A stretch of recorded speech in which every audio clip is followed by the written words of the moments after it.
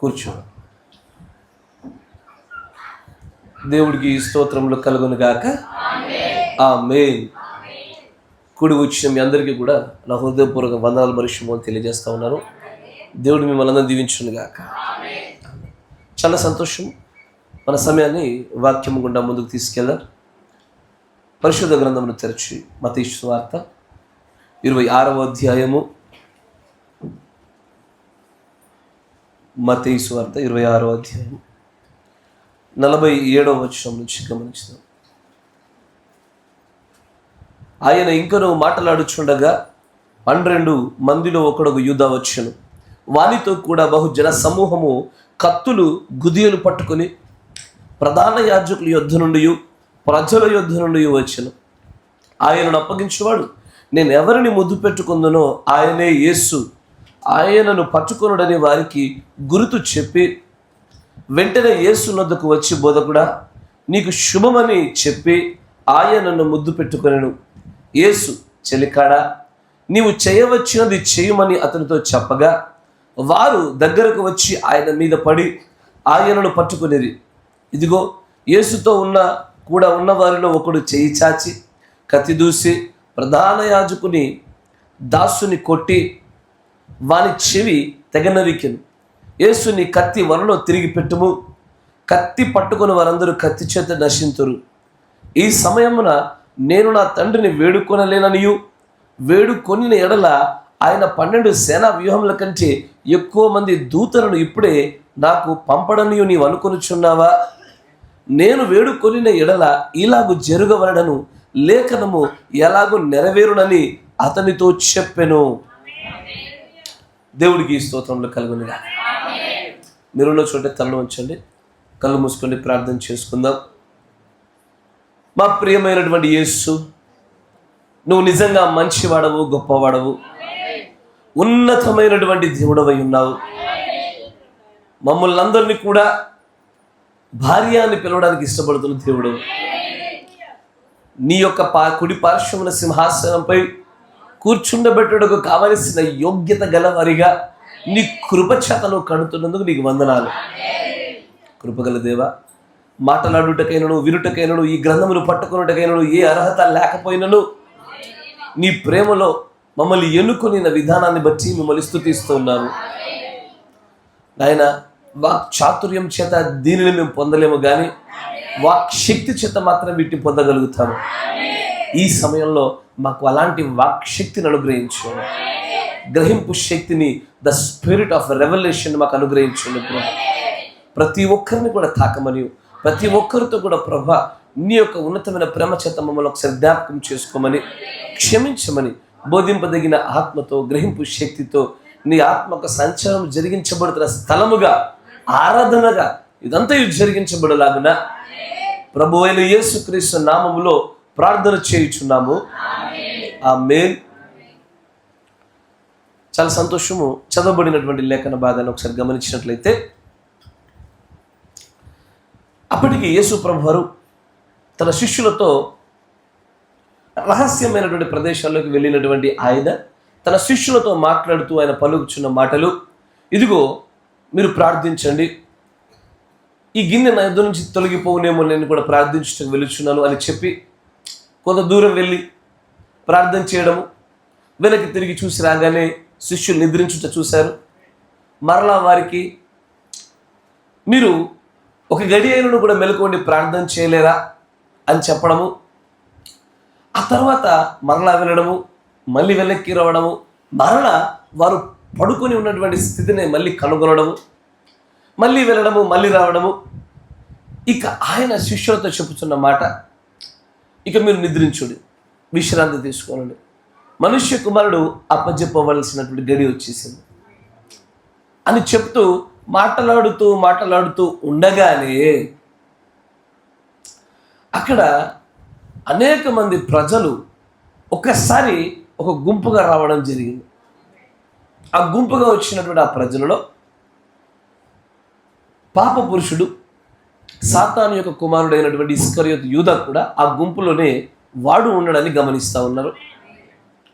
వాడు వస్తూ తన వెనకాల ఉన్నటువంటి సైన్యంతో చెప్పినటువంటి మాట, ఇదిగో నేను ఎవరికైతే ముద్దు పెడతానో ఆయన యేసు, ఇది మీకు ఒక గుర్తు, దీని చేత ఆయన యేసుని మీరు గుర్తుపట్టి ఆయనను మీరు బంధించండి అని చెప్పగానే వాడు ఎదురు పడగానే యేసు ప్రభువు అంటారు, కానిము, నువ్వు ఏది చేయవలసినవే వచ్చి ఉంటూ అది కానిము అంటాడు. ఎప్పుడైతే సాధారణంగా అక్కడ ఉన్నటువంటి శిష్యులను గమనిస్తే ఇంతకు మునుపు కూడా చాలాసార్లు యేసు ప్రభువును పట్టుకోవడానికి రోమా సామ్రాజ్యపు సైన్యాలు అనేక మంది శాస్త్రులు పరిచయాలు కూడా చాలాసార్లు వెనకాల పడ్డారు. పడినప్పుడు బైబిల్లో రాయబడిన మాట ఏంటంటే ఆయన ఆ స్థలంలో నుంచి పారిపోయాను అని రాయబడ్డారు. యేసు ప్రభు వారే ఆయనను పట్టుకోవడానికి వచ్చినప్పుడు చాలా స్థలాల్లో నుంచి ఆయన వెళ్ళిపోయాడని చూస్తూ ఉన్నాం. ఆయన వెళ్ళిపోతా ఉంటే శిష్యులు ఏం చేస్తారు, మరి ఇంకా బాగా పరిగెడతారు. కానీ ఇక్కడ ఈ ప్రత్యేక సందర్భాన్ని చూస్తూ ఉంటే ఇదివరకు వాళ్ళు పట్టుకోవడానికి వచ్చినప్పుడు కలిగిన రోషము కంటే ఇప్పుడు ఈయన దగ్గర ఉన్న శిష్యుల్లో ఒక శిష్యుడికి పట్టరానంత రోషం వచ్చింది. ఎందుకు పట్టరానంత రోషం వచ్చిందంటే రోమీయులు ఎలాగో ద్వేషించి పట్టుకోవాలని ప్రయత్నిస్తున్నారు, కానీ మనలోని వాడు అనుకున్నవాడే ఇప్పుడు పట్టించడానికి తీసుకొచ్చాడన్న విషయం తెలిసేసరికి పట్టజాలనేంత కోపం వచ్చేసింది. ఇదివరకు పట్టుకోవాలని చూశారు, ఇప్పుడు పట్టుకోవాలని చూస్తున్నారు. కానీ అప్పటికి ఇప్పటికి వ్యత్యాసం ఏంటంటే ఆ పట్టించాలని చూసింది ఎవడో కాదు, మనలో నుంచి బయటకు వెళ్ళిన వాడే. ఎప్పుడైతే ఆ పట్టుకునేటువంటి వ్యక్తి వచ్చినప్పుడు అక్కడ జరుగుతున్న సంభాషణను గమనించాడు. ఆయన అంటాడు, 50వ వచనం, యేసు చెల్లికాడా, నీవు చేయవచ్చినది చేయమని అతనితో చెప్పగా వారు దగ్గరికి వచ్చి ఆయన మీద పడి ఆయనను పట్టుకొనిరి. ఇదిగో యేసుతో కూడా ఉన్నవారిలో ఒకడు చెయ్యి చాచి కత్తి దూసి ప్రధాన యాజకుని దాసుని కొట్టి వాని చెవి తెగ నరికెను. తన యొక్క దేవుడికి తాను ఎవరినైతే ప్రభుగా భావిస్తున్నారో ఆయనని కొంతమంది ఒక బందిపోటును పట్టుకోవడానికి వచ్చినట్టుగా పట్టుకోవడానికి వస్తే సాధారణంగా ఎవరికైనా కోపం వస్తుంది కదా. కానీ తిరిగి అతని పైన ప్రతిస్పందించినటువంటి శిష్యుడితో యేసు ప్రభు వారు తిరిగి ఆయనకి ఇచ్చిన సమాధానం చూడాలి. ఆయన అంటాడు, నీ కత్తి నీ ఒరలో పెట్టు. కత్తి ఒరలో పెట్టేసి అంతేకాకుండా ఆయన అంటాడు, కత్తి పట్టుకొని వారందరూ కత్తి చేతనే నశింతురు. జాగ్రత్తగా గమనించాలి. అంటే పేతురు అడగవచ్చు, ఏంటి ప్రభా వారు కత్తులతో వచ్చారు, మనం కత్తులు పట్టుకోకూడదా? వాడు కత్తులు పట్టుకొని రాగా నేనేం చేయాలా? ఎదుటివాడు ఏదో ఉపమానాల రీతిలో కత్తులు కావవి, భయపెట్టడానికి వచ్చిన కత్తులు కావవి. వారు యుద్ధంలో ఉండే సైనికులు, సైన్యంలో నిజంగానే యుద్ధం చేయడానికి నిర్ణయించబడి నైపుణ్యం పొందుకున్న వాళ్ళు ఎదురుగా కత్తులు పట్టుకొని వస్తూ ఉంటే నన్ను కత్తి పట్టుకోద్దని చెప్తున్నావేంటి? పోనీ నన్ను నేను రక్షించడం కోసమైనా కత్తి పట్టుకోకూడదా? నువ్వు ఎలా కొలుస్తావో అలాగే కొలవబడతావు అనే లేఖన సారాంశంతో కూడుకున్న ఒక మాట చెప్తాడు. ఆయన అంటాడు, కత్తి పట్టువాడు ఖచ్చితంగా నశించిపోతాడు. అక్కడ వస్తున్న వారిని ఎదుర్కొనుటకు వారు ఎలాంటి ఆయుధాలు వాడారో అదే ఆయుధాలను వాడకూడదా? అప్పుడు యేసు ప్రభువు వారు అంటారు, అంటే నేను తలుచుకుంటే, నేను ఒక్కసారి కేకేస్తే నా తండ్రి సైన్యాన్ని పంపడనుకున్నావా? నేను ఒక్క మారు అర్థిస్తే నా పరలోక సైన్యం దిగిరాదని అనుకున్నావా? అంటే అది నాకు తెలీదు, నాకు కుదరదు, నాకు చేత కదని నువ్వు అనుకోరా? ఇలాగ నువ్వు కత్తి తీస్తేవి. కానీ ఇక్కడ ఆయన చెప్తున్న మాట ఏంటంటే, అవతలవాడు కత్తి లాంటి బలమైన ఆయుధాలు వాడుతున్నప్పుడు నీవు అలాంటి ఆయుధాలు పట్టుకోకుండా ఉండమని చెప్పుచున్నది.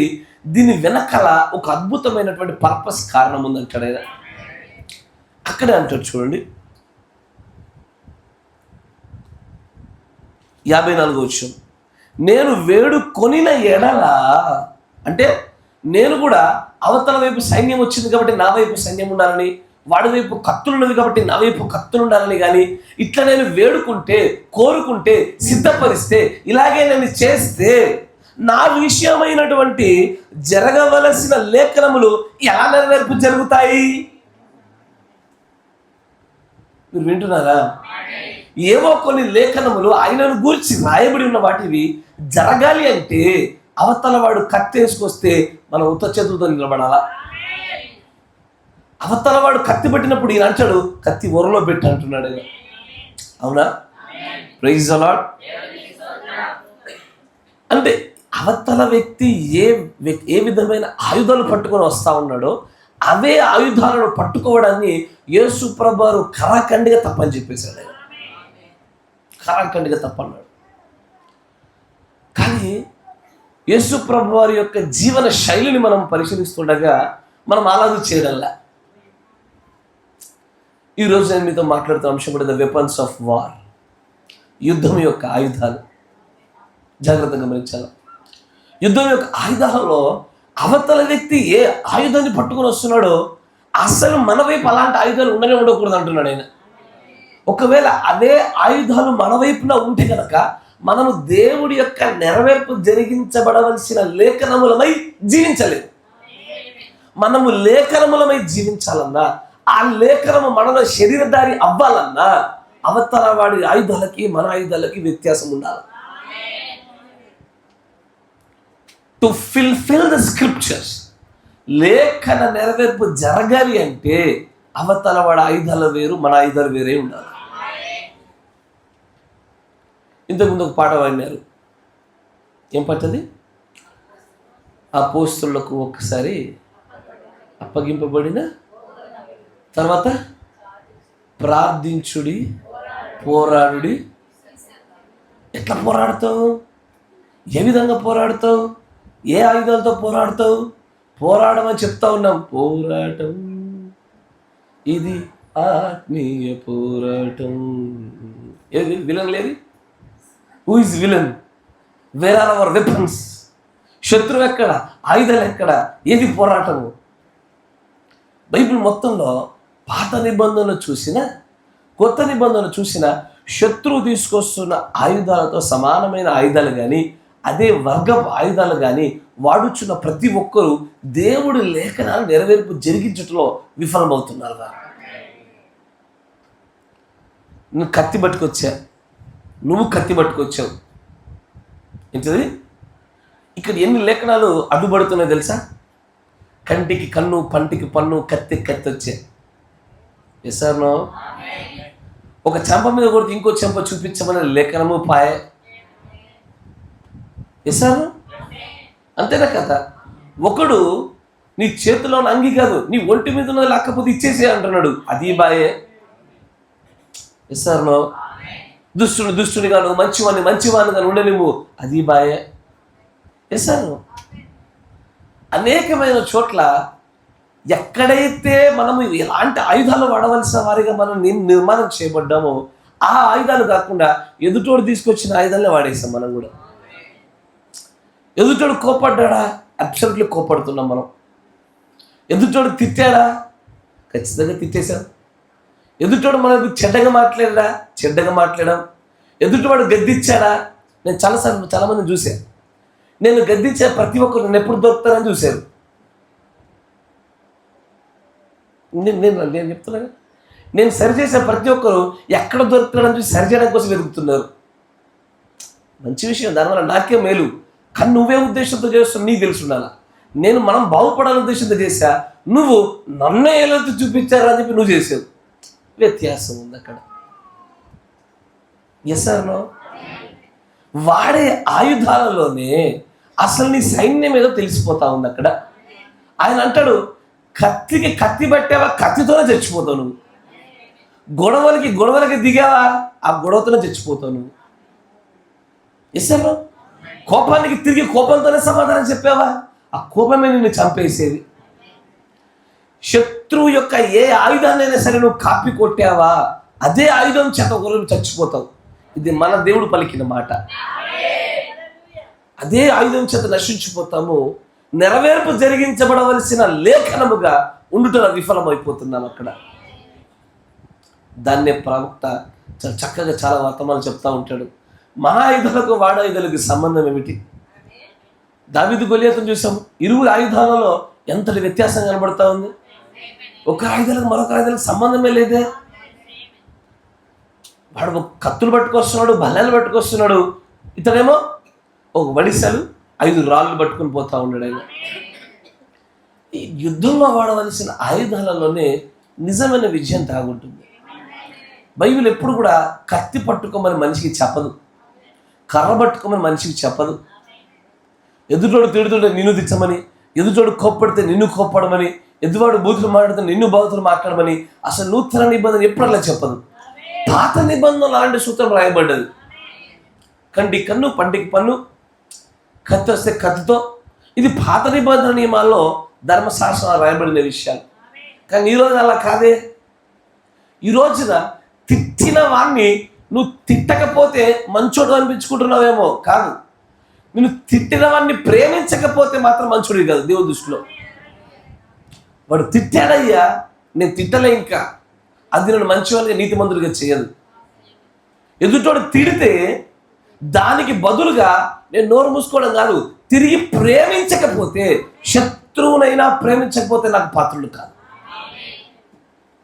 ఈ రోజున లేపినటువంటి దేవుడి యొక్క ఆ కొలమానము ప్రామాణికంగా చాలా ఉన్నతమైనటువంటిది.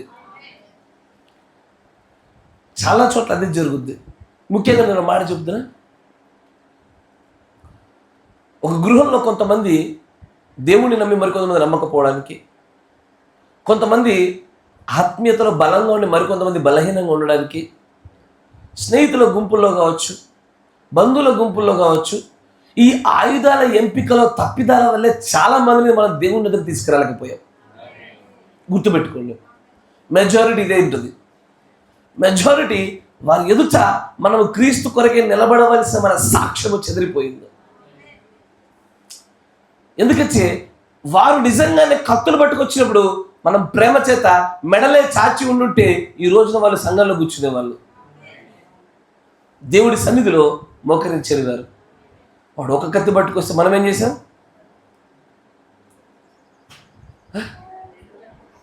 రెండు కత్తులు తీసాం, మామూలుగా తీలే.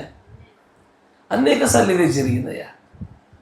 ఈ యుద్ధం యొక్క ఆయుధాల ఎన్నికలోనే నీ నా యొక్క సైన్యము ఏమై ఉన్నదో ఆధారపడతా ఉంది. దేవుడు ఎన్నిక చేసుకోమని చెప్పిన ఆయుధాలు ఇది కావు. పేతురు లాంటి వాడికి మన అపోస్తులలో ప్రధానమైనటువంటి అపోస్తులకి చెప్పిన మాట, వాడు కత్తేసుకొస్తూ నువ్వు ఎట్లా కత్తేసుకెళ్ళావు? కత్తి పడితే చస్తామని తెలియదు. ఆ కత్తితోనే వాడు కర్రేసుకొస్తే కర్రేసుకు ఎట్లా వేసుకెళ్ళావు? వాడు వచ్చిన రీతిగా నువ్వేలా వెళ్ళావు? దానితోనే చస్తావని నీకు తెలీదా? ఈ రోజున అది జరగలే. ఎదుటివాడు అవమానిస్తాడు. ఈ రోజున వాడి అవమానానికి మనం కూడా తిరిగి అవమానించడానికి ప్రయత్నించుదామా? ఒక రోజున అదే అవమాన పాలై చచ్చిపోతాం. ఇంత చిన్న విషయాన్ని కూడా గ్రహించడంలో నేటి క్రైస్తవులు నిజంగా పొరపాటు పడుతున్నారయ్యా. మాటకు మాట ఇసిరేస్తూ ఉన్నాం, కోపాన్ని ఇసిరేస్తూ ఉన్నాం.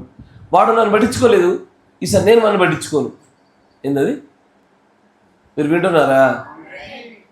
నాకు మొన్న అతను ప్రేతుడు చెప్పలే, ఇప్పుడు నేను కూడా చెప్పా. అయ్యో ఇవన్నీ ఉన్నాయ్యా. మొన్న నన్ను వాడి ఇంటికి పిలవలే, నేను కూడా అవన్నీ పిలవ. మొన్న వాళ్ళ నా ఇంట్లో పని ఉంటే నా దగ్గరికి వచ్చి సహాయం చేయలే, నేను కూడా వాళ్ళకి నాకేమైనా చేశారా? నేను ఇంకా ఇచ్చిపుచ్చుకునేటువంటి బిజినెస్లో ఉన్నాను. నాకు ఏదైనా ఇస్తే అది నాకు నచ్చితే నీకు తిరిగి ఇస్తా. ఇచ్చిపుచ్చుకోవడమే. బట్ దేవుడు కోరుకున్నటువంటి ఉన్నతమైన ప్రేమ కలిగినటువంటి దేవుడే మనలోకి వచ్చి నివాసం చేస్తున్నటువంటి ఆ క్రియలు ఉత్పత్తి అవ్వడంలా. యేసు ప్రభు అక్కడ నిలబడితే అలా చేస్తాడా? చేయడు. అని అంటే ఈ మాట తర్వాత ఆలోచన చేయండి. ఆయన వీపు పైన సిలువను మోపి కొండపైకి దాన్ని నెట్టుకుంటూ తీసుకెళ్ళమని చెప్పినప్పుడు దాహం అవుచుండగా కూడా ఆయన నోటికి చుక్క నీరైనా ఇవ్వకుండా ఆయనకు ఆ కొరడాల చివరిలో మొనదేలినటువంటి పదునైనటువంటి మొలలు ఉన్నటువంటి దాంతో కొడతా ఉంటూ తీసుకెళ్తా ఉంటే అక్కడ ఉన్నటువంటి చుట్టూ ప్రజలు చూద్దాం ఎవరైనా రాకపోతారా, ఈయన నిజమైన వాడైతే ఎవరైనా వచ్చి కాపాడకపోతారా? అప్పుడు ఆయన చివరికి తన ఆత్మను అప్పగించుకునేటువంటి రీతిలో మాట్లాడిన మాటలకు కూడా ఏలి ఏలి లామా సబక్తని పలుకుతుంటే ఇదిగో అతడు పరలోక సైన్యాన్ని పిలుస్తున్నాడేమో, ఏదో చేస్తున్నాడేమో అనుకున్నారే కానీ ఆయన వీళ్ళు వాడిన ఆయుధాలు, ఉమ్మి వేసేటువంటి ఉమ్ములు, వారి కొరడాలు, వారి బల్లాలతో బడిస్తే ఆయన తిరిగి దానికి ప్రతిస్పందించింది, తండ్రి వీరేమి చేయించున్నారు తెలియక చేస్తా ఉన్నారు అన్నాడు. ఆయన కూడా ఒక యుద్ధం చేశాడు ప్రజలకు కనబడకుండా. ఆయన చేసిన యుద్ధానికి మనం చేస్తున్న యుద్ధానికి ఈరోజు సంబంధం లేదు. ఈరోజు మనల్ని తిట్టిన వాడిని పూర్తిగా తిట్టవతల పడేస్తూ ఉన్నాం. నేను మీ పిల్లల్లో చాలామందిని చూస్తూ ఉన్నా, కన్ను పంటికి పన్ను నేర్పుతున్నారు చాలామంది. నేను మన సంఘాల గురించి మాట్లాడుతున్నా. కంటికి కన్ను పంటికి పన్ను మీరు ఎలా నేర్పుతున్నారు? ఎందుకు వారికి అట్లా చేస్తున్నారు? నేను చాలా సందర్భాల్లో గమనించింది అదే.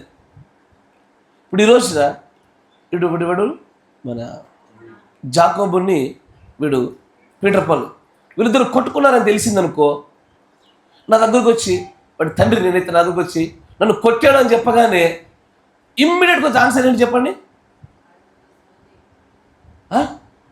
అరే ఇమ్మీడియట్గా ఏం చెప్తున్నారయ్యా మీరు? సాధారణంగా తల్లిదండ్రులు ఏం చెప్తారు? ఎందుకు వచ్చిండు, నువ్వేం తప్పు చేసావు, నువ్వు నాలుగు పీకప్ పోయావా, అడుతూ తిరగబాక, అడుతూ మానే స్నేహం, వాళ్ళ ఇంటికి పోబాక. ఇదేం క్రైస్తవ్యము? ఎన్నడైనా నీ పిల్లల దగ్గరకు వచ్చి నన్ను ఒకడు కొట్టాడు అంటుంటే క్షమించు నాన్న నేర్పించావు ఎప్పుడన్నా? అదేం పెంపకాలు అవి? ఇదేం వాక్యం వల్ల ఏ విధంగా మనం నేర్పిస్తున్న వారికి? నాకు ఈ మధ్యలో పిల్లల మధ్యలో గొడవలు విని అవి తల్లుల స్థాయికి వెళ్ళిన విషయం తెలుస్తుంటే నవ్వొచ్చింది, బాధ కలిగింది. పిల్లలలో దూరేటువంటి దుష్టుడి యొక్క తంత్రాలను చేయించడానికి సరిపడే భక్తి లేకపోతే సంఘంలో దూరేవాడు ఎట్లా చేయిస్తాం మనము? పిల్లలన్నాక కొట్టుకోకుండా ఉంటారా, గిచ్చుకోకుండా ఉంటారా? దానిని తల్లుల స్థాయి వరకు తీసుకెళ్ళి అడ్డుగోడలు పెట్టుకొని మరి వాళ్ళ ఇంటికి నువ్వు వెళ్ళొద్దు, నీ ఇంటికి నేను వెళ్ళొద్దు, బండలు కట్టురు పెద్దగా,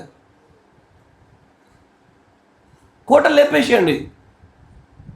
అటు దెబ్బలు తిన్నోడికి దగ్గర కూర్చోబెట్టుకొని వద్దురా నాన్న మనం క్షమించాలరా, వాడి కోసం ప్రార్థన చేద్దా, మనం ప్రార్థన చేద్దా అని వాడు చెప్పిన మరుక్షణమే అన్ని మోకరింపజేసి వాడితో నువ్వు ఏకీభవించి ఎలాగో క్షమించే ప్రార్థన చేయాలో నేర్పించావా? ఇది రాదు. కంటికి కన్ను పంటికి పనులు నేర్పించిన వాళ్ళు మాత్రం సిద్ధాస్తులైనారు. నా కొడుకును ముట్టాడు, నా కూతురుని ముట్టాడు. ఇన్ని సంవత్సరాల క్రైస్తవ జీవితంలో మనమే సరైన ఆయుధాలు వాడలేదు. ఉగ్గుపాలతో పెంచవలసిన పిల్లలకు చిన్నప్పటి నుంచే వాళ్ళ కత్తి కర్ర ఇవ్వడం మొదలుపెట్టాం మనం.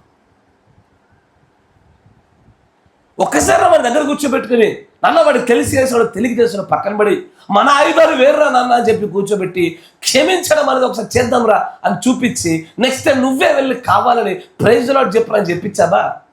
ఈ పెంపకాలు వస్తలా. గొప్పదైన సంగతుల గురించి మాట్లాడాలని ఆశపడతా ఉంటే ఇంకా పిల్లల పెంపక పోషణ గురించి మాట్లాడడానికి సమయాలు కేటాయించవలసిన రీతిలో క్రైస్తవులు ఉన్నారు. నేడు వాడుకొచ్చాడు వీడికొచ్చాడు, చిన్నపిల్లలకు చెప్తే బాగుండు, తల్లులు కాకపోయిన విషయాలు నాకు ఒక ఇద్దరు ముగ్గురు దగ్గర నుంచి వింటున్నప్పుడు ఆశ్చర్యమే కలిగింది, బహు ఆశ్చర్యమే. పిల్లల్నే సమర్థవంతంగా వాక్యం చేత పోషించలేకపోతున్నాం. 3 పూటలు మీరు తిండి పెట్టడం వల్ల దేవుడు మిమ్మల్ని మెచ్చుకోడమ్మా, అయ్యా దేవుడు మెచ్చుకోడు మిమ్మల్ని. ఆ పిల్లలకు ద్వితీయోపదేశ కాలంలోను యెహోషువ గ్రంథంలో చెప్పినట్టుగా వారు కూర్చుండినప్పుడు, లేచినప్పుడు, పండునప్పుడు, తిరిగినప్పుడు, ఆనందంగా ఉన్నప్పుడు, బాధ కలిగినప్పుడు అన్ని చోట్ల ఆ సమయంలో లేఖనం ఏమి చేయమన్నదో అది నేర్పించి దాంతో పోషించాలా. దానికి బదులుగా దానింటికెళ్ళకు, వాడింటికెళ్ళకు, దాంతో మాట్లాడుకు, వీడితో మాట్లాడుకు, ఏం చేసాం దాన్ని మనం? ఒక గొప్ప తరంగా వాళ్ళని తీర్చిదిద్దాలని వాక్యం చేత ఆశపడుతున్న చోట వారికి కేవలం మనము ద్వేషాలు నేర్పించాము, కక్షలు నేర్పించాము, యుద్ధం చేయాలని నేర్పించాము. ఏదన్నా జరిగితే మా డాడీని పిలుచుకొస్తా, మా అమ్మని పిలుచుకొస్తా, వీళ్ళు ఇంకా పెద్ద యుద్ధ వీరులు. ఇంకా మీ డాడీల మమ్మీని జేబులో పెట్టుకోండి మీరు అందరు కలిసి. ఈ చర్చి ప్రాంగణంలో ఈ సహవాసంలో ఒక్కడే ఒక హీరో ఉన్నాడు, యేసుప్రభు ఒక్కడే. నేను వాళ్ళని తీసుకొస్తా, నేను వీళ్ళని తీసుకొస్తా, ఎవరు తీసుకొచ్చిన పనులు జరగవు. వాక్యం ఎవరి పక్షం ఉంటే వాళ్ళే గెలుస్తారు. భిన్నమైనటువంటి ఆలోచన. కంటికి కన్ను పంటికి పన్ను పిల్లలను ఎక్కువ చూసాను నేను. ఎందుకు ఇట్లా చేసావురా, ఎందుకు ఇట్లా చేసావమ్మా అంటే మా అమ్మ చెప్పింది అంటున్నారు. ఆశ్చర్యమే. క్షమించడం నేర్పించాడు.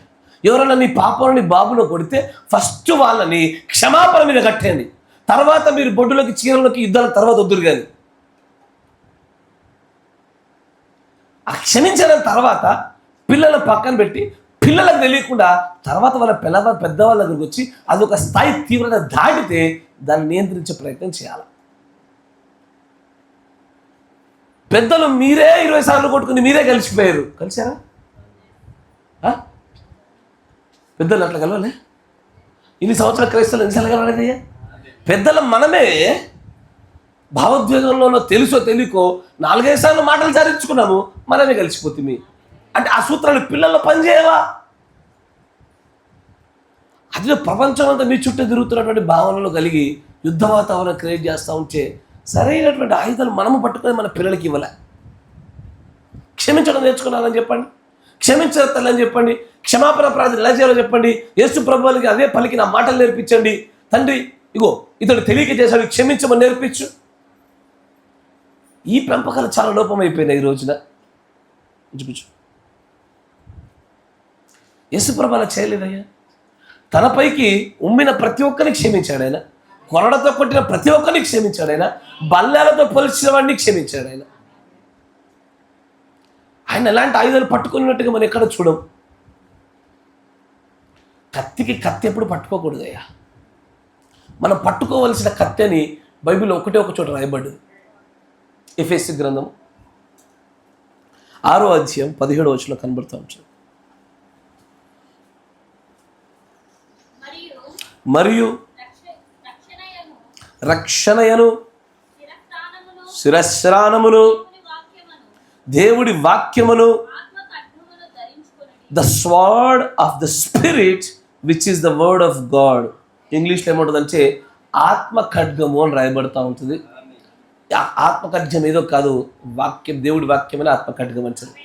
మనం పట్టుకోదగినటువంటి ఏకైక ఖడ్గం అదే. నీ పక్షాన ఒకడు నిలబడక నీకు విరోధంగా ఏదైనా చేసినా మాట్లాడినా ఆ సమయంలో పట్టుకోవాల్సింది వాక్యాన్ని పట్టుకొని, ఇప్పుడు నేను నిలబడే ఈ సమయంలో వాక్యాన్ని నేనేం చేయమంటుంది, అట్లా ఒక్క సెకండ్ ఆలోచిస్తే చాలు.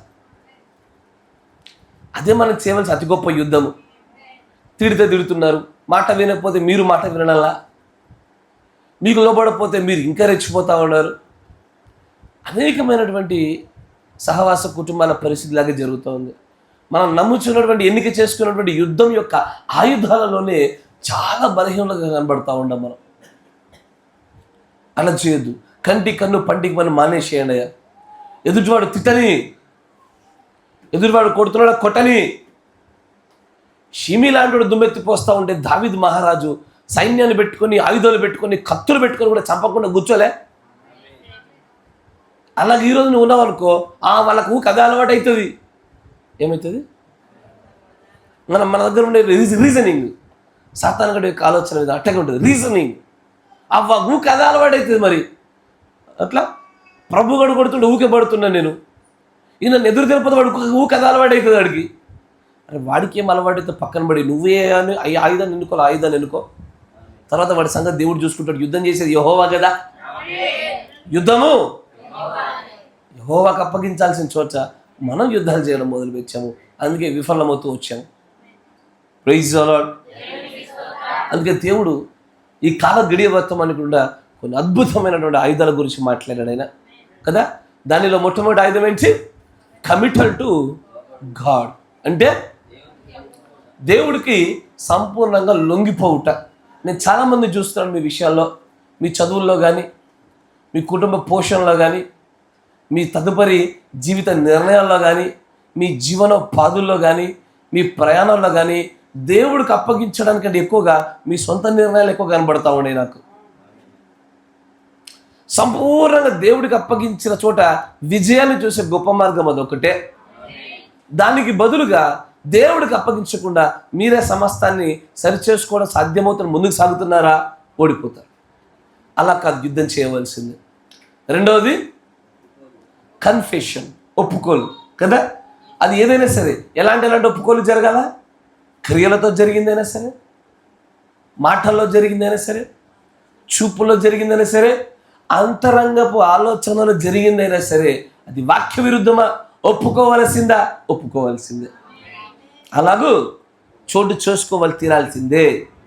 తర్వాత పరిశుద్ధాత్మ బాప్తిస్మము అనేటువంటి ఆయుధము ప్రాణంలో జరగాల. ఇది చాలా అన్నిటికంటే చాలా శక్తివంతమైన ఆయుధము. మిగతావన్నీ కూడా జయించడానికి ఇది అసలు పడిపోకుండా ఉండడానికి సరిపోతుంది. ఆమేన్. ఆ తర్వాత అంటాడు మరొక ఆయుధము విశ్వాసం, ఫెయిత్ ఎ వెపన్ అంటాడు కదా. ఆ తర్వాత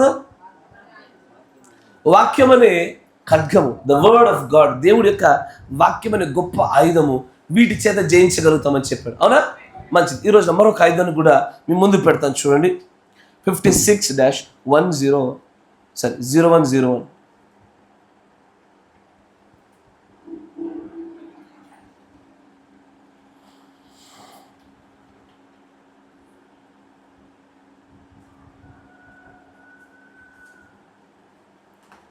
₹186 చూడండి. 186.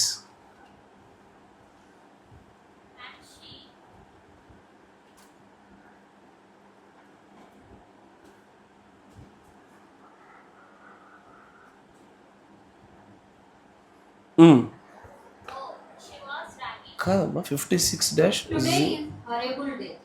ఈ రోజున అత్యంత భయంకరమైన దినము. అసలు అత్యంత భయంకరమైన రీతిలో ప్రజలందరూ కూడా చల్లా చెదురు చేయబడిన దినం ఇది. నేను కొన్ని వారముల కింద నిలబడ్డాను. అక్కడ ఒక పెద్ద టెంట్ వేయబడినటువంటి స్థలంలో నేను నిలబడ్డాను వారం క్రింద.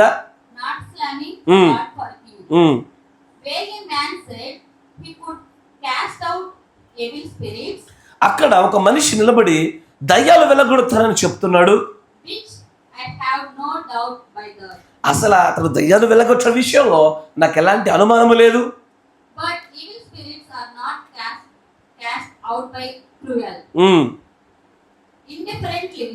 కానీ అతడు దయ్యాలు పోగొడతానంటే నాకు అనుమానం లేదు. కానీ దయ్యాలు పోగొట్టడము క్రూయల్గా, కిరాచ్ అంటే వాట్ యు కాల్ దట్, కిరాతకంగా దాన్ని తీసివేయదగినది కాదది.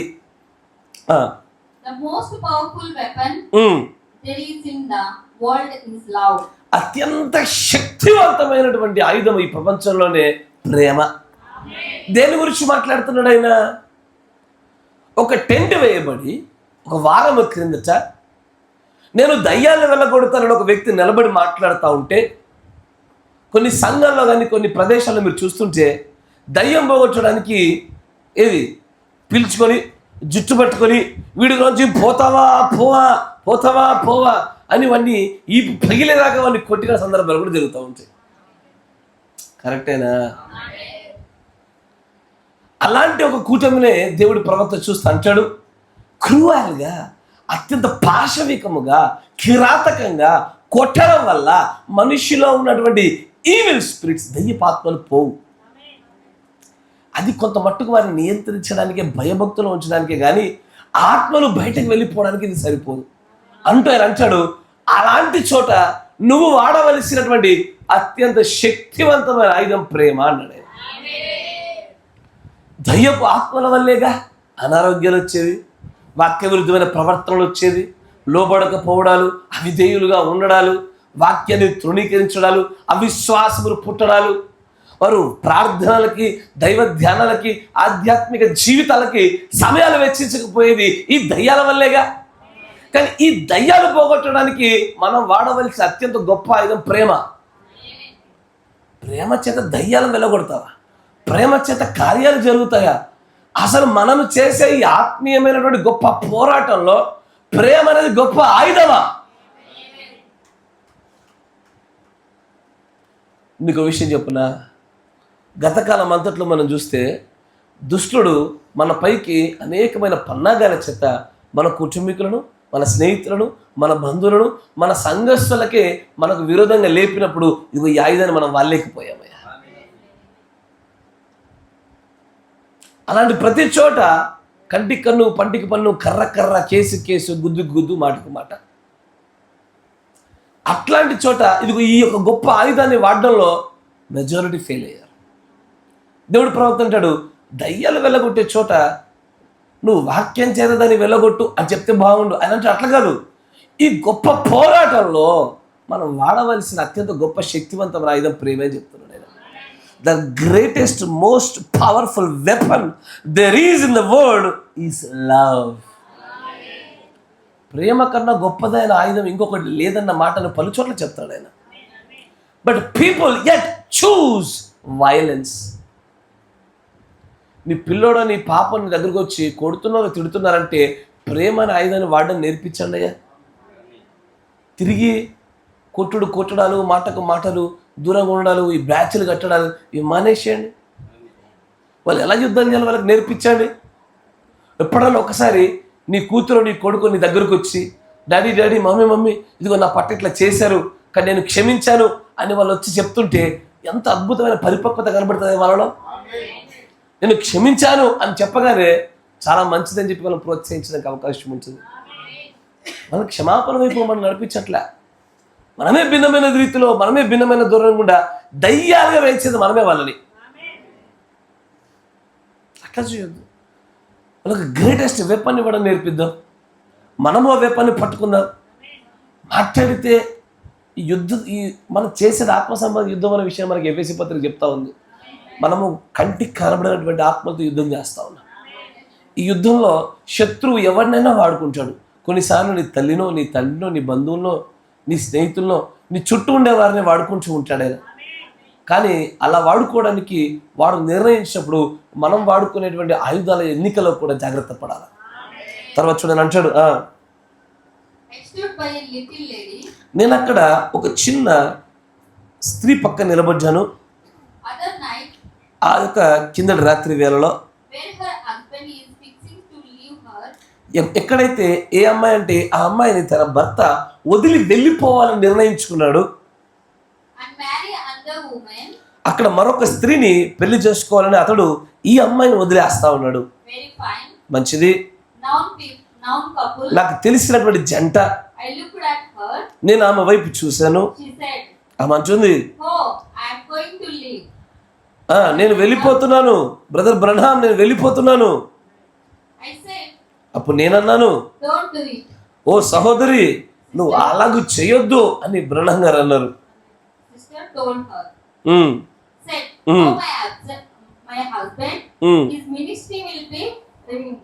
ఏంటది? రూయిన్డ్. ఆయన అంటాడు, నా భర్త అతని పరిచర్య పాడైపోతుంది. నేనేం చేయను?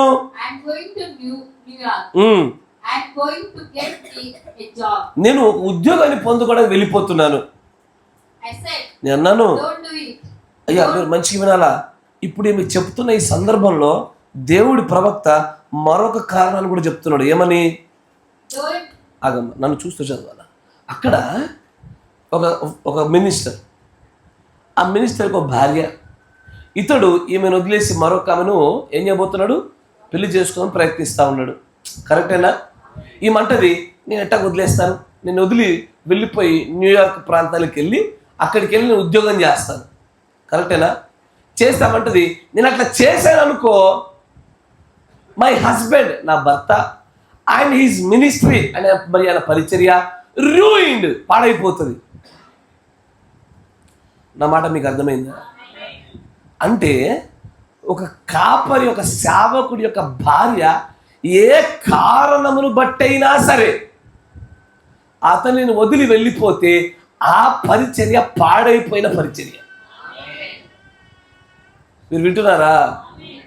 అండర్ ఎనీ సర్కమ్స్టాన్స్ ఆ పరిచర్య పాడైపోయింది. ఆమె చనిపోవటం వేరు, బట్ వదిలేయటం వేరు. ఆమె వదిలేసిందా, ఆ పరిచర్య దేవుడు ఎన్నటికీ అంగీకరించాడు. అయ్యా మరి అలాంటి పరిచయం రక్షించబడుతున్నారుగా, అలాంటి పరిచయం సేవలు జరుగుతున్నాయిగా, కూటములు జరుగుతున్నాయిగా, ప్రజల మోహరింపు బాగా ఎక్కువ ఉందిగా. వరములు, పిలుపులు దేవుడు పశ్చాత్తాపడకుండా ఇచ్చేవి.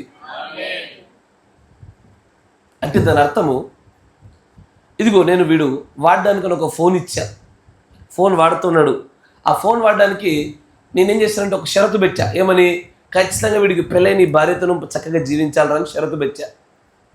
ఈ షరతులో వాడు తన భార్య తనతో పాటు నివాసం చేయకుండా వాడి ప్రవర్తన వల్ల ఆమె ప్రవర్తనలో ఇద్దరు కుదరక చెదిరిపోయారు.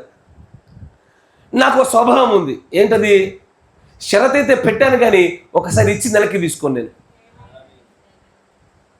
ఇచ్చి నెలకి తీసుకో. ఇప్పుడు వాడు తన భాగస్వామి లేకపోవటం వల్ల వాడు పరిచర్య కొనసాగిస్తున్నాడేమో కానీ నేను మాత్రం ఇచ్చింది వెనక్కి తీసుకోను.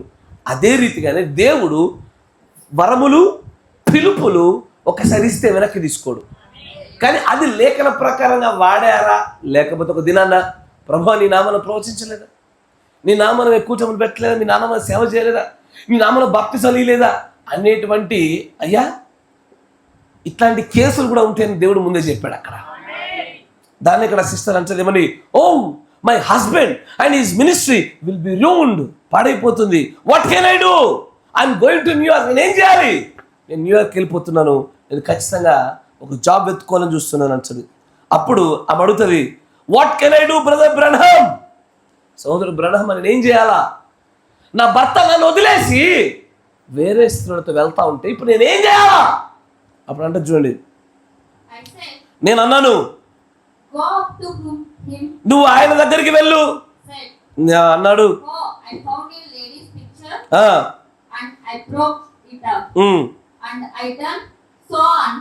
నువ్వు చెప్పు, నాకు ఒక స్త్రీ యొక్క ఫోటో దొరికింది, ఆ దొరికిన ఫోటోని నేను చింపేశాను, పలానా పలానా కార్యం చేశానని చెప్పు అన్నాను. నేను చూడగలుగుతున్నాను కానీ నేనన్నాను నువ్వు ఆయన దగ్గరికి వెళ్ళు, ఆయన యొక్క భుజముల చుట్టూ నీ చేతులు పెట్టు, అప్పుడు నువ్వు అను, నా ప్రియమైన నా హృదయమా, నీవు ఏది చేసినప్పటికీ ఐ స్టిల్ లవ్ యూ. ఏంటది? ఈ మంచిది ఏం చేయాలా? నా ముందే వాడు వేరే స్త్రీలతో పోతా ఉంటే నాకు వేరే అమ్మాయి ఫోటో దొరికింది, చింపేశా అని చెప్తా ఉంటే బ్రహ్మంగా అంటారు, చల్లడు ఇంకో పెళ్లి చేస్తాపన్నాడు అని అనలే. ఆయన ఏమన్నాడు తెలుసా?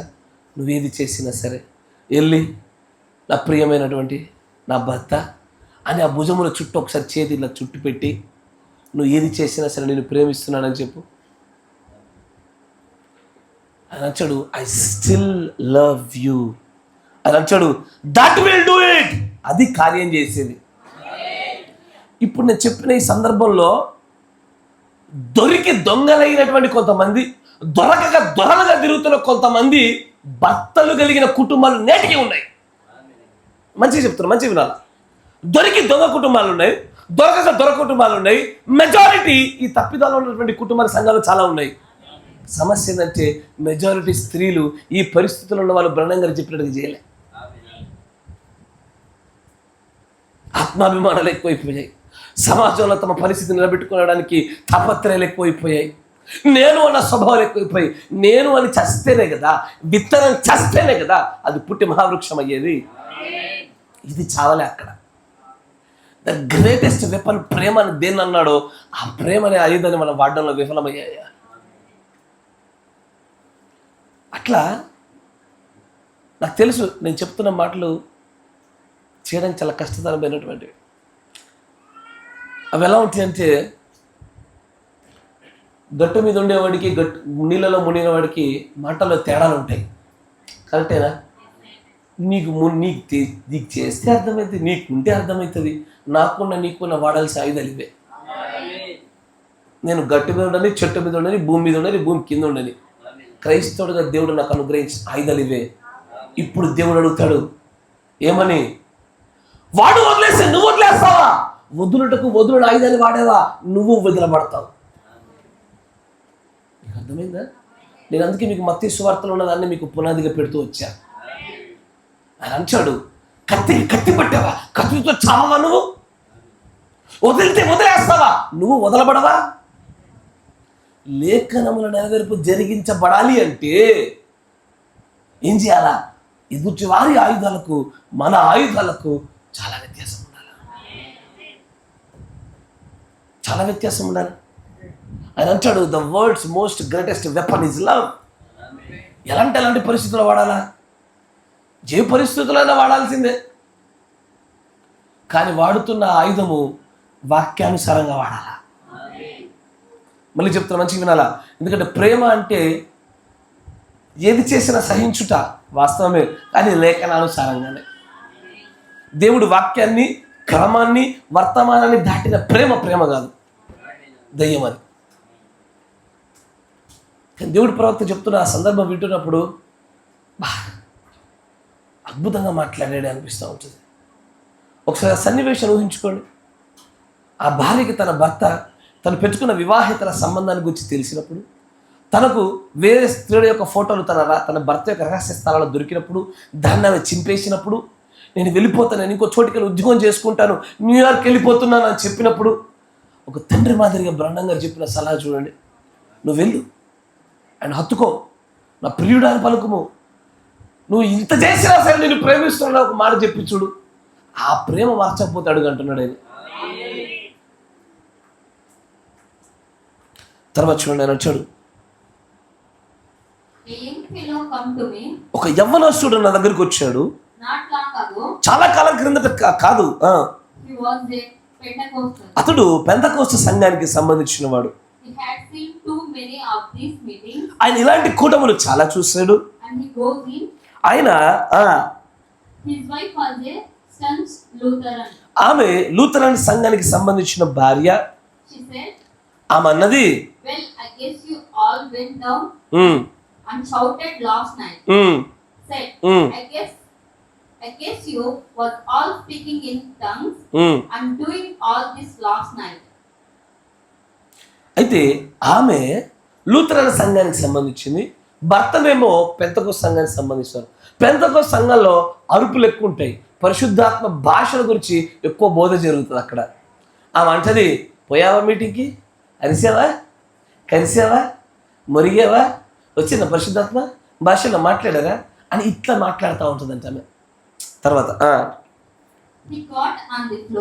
ఆయన ఆ ఫ్లోర్ పైకి, ఆ కింద ఉన్నటువంటి స్థలంలోకి వచ్చి ఆయన అన్నాడు, ప్రభువా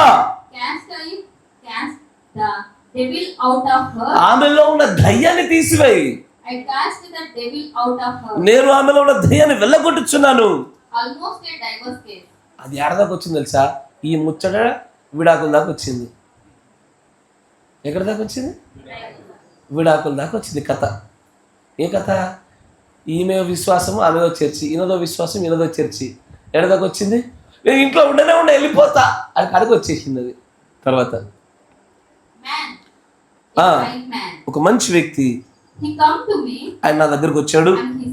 ఆయన అన్నాడు, సహోదరుడు బ్రన్హామా, మేము విడాకులు తీసుకోబోతున్నాము.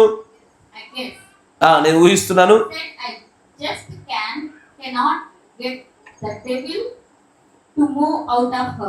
నా భార్యలో నుంచి ఆ దయ్యాన్ని నేను వెళ్ళగొట్టలేకపోయానయ్యా, నేను ఇంక విడాకులు తీసుకోవడానికి దగ్గర దాకా వచ్చేసాము అని ఆ పురుషుడు చెప్తా ఉన్నాడంట.